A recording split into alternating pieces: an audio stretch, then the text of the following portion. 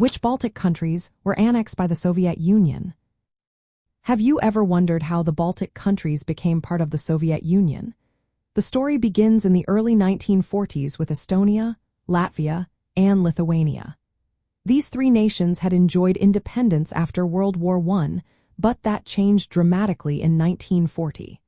The backdrop to this event is the Molotov-Ribbentrop Pact, signed in August 1939. This agreement between the Soviet Union and Nazi Germany secretly divided Eastern Europe into zones of influence.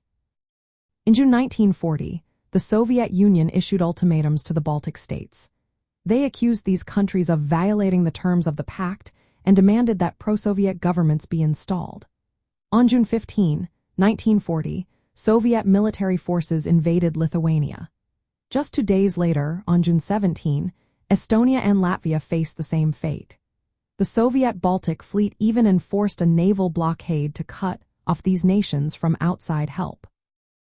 The Soviet Union staged what they called people's revolutions to give the impression that the Baltic states willingly surrendered their independence. However, this was far from the truth. The annexation was enforced through military occupation and political pressure. By August 1940, Estonia, Latvia, and Lithuania were officially incorporated as Soviet socialist republics within the Soviet Union. This annexation marked the start of a forced process of Sovietization. The Baltic states experienced political repression and suppression of their national identities. They were integrated into the communist economic and political system.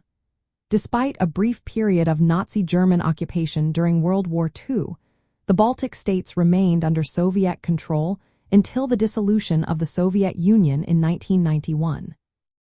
From the Soviet perspective, this incorporation was framed as a liberation of workers under socialism.